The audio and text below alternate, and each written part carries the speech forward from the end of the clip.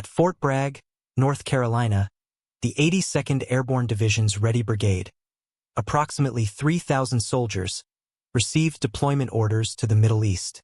As part of the division's immediate response force, this unit is trained to deploy anywhere in the world within 18 hours of notification.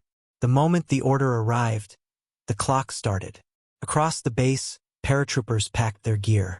Rucksacks were loaded with clothing, rations, and essentials. Soldiers broke down their M4 rifles, cleaned the bolt carrier groups, oiled the moving parts, reassembled and function-checked each weapon. Machine gunners pulled belted ammunition from crates, fed the linked rounds through their weapons to verify smooth feeding, then coiled the belts and packed them into ammunition cans alongside spare barrels and cleaning kits. By dawn, they needed to be airborne. On the airfield, ground crews serviced a row of C-17 Globemaster III aircraft on the tarmac. Load masters directed forklifts hauling pallets of equipment up the rear cargo ramps. Armored trucks, Humvees, and HIMARS rocket launcher vehicles were driven aboard and chained to the cargo deck. In the cockpits, pilots ran through pre-flight checks, navigation systems, radar, and flight management computers before a single soldier set foot on the ramp. When the order reached the hangars, soldiers grabbed their bags and weapons and filed onto the airfield. At the ramp, they loaded their duffel bags onto the aircraft's cargo roller system. Inside, crew members stacked and secured the load with cargo straps and tie-down cables to prevent any shifting during the long flight. The soldiers took their seats along the walls and in the center rows. Most were veterans of multiple deployments. The routine of boarding a C-17 was familiar. The rear ramp sealed, the 4 Pratt & Whitney turbofan engines spooled up one by one, and the aircraft taxied to the runway.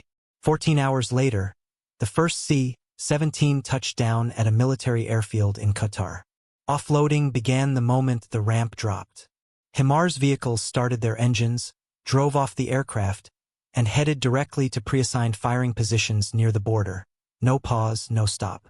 Armored vehicles and cargo pallets followed behind them, unloaded swiftly by waiting forklifts. Simultaneously, aboard the USS Abraham Lincoln operating in the region, Marines loaded into Sikorsky MH-60S Nighthawks and V-22 Ospreys on the flight deck. Fully equipped with rifles, body armor, and ammunition, they lifted off one after another and flew toward the Qatari coast, where an advance team had already established a camp. Tents up, perimeter set, communications running. The incoming troops received a quick briefing and moved directly into position.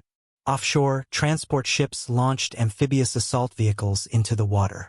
Each AAV, a sealed, buoyant, armored tracked vehicle, can carry up to 21 Marines and is propelled through water by rear-mounted jets at speeds up to 8 knots. On reaching shore, the jets cut off, the tracks engage, and the vehicle drives straight up the beach like a conventional armored personnel carrier, equipped with a turret-mounted machine gun and grenade launcher. Behind the AAVs came landing craft air cushion vehicles, large hovercraft riding on air generated by powerful rear fans. Capable of carrying up to 60 tons of cargo at speeds exceeding 40 knots, LCACs skimmed across the surface and drove directly onto the beach without slowing. Ramps dropped, and Humvees, cargo trucks, and armored personnel carriers rolled off onto the sand.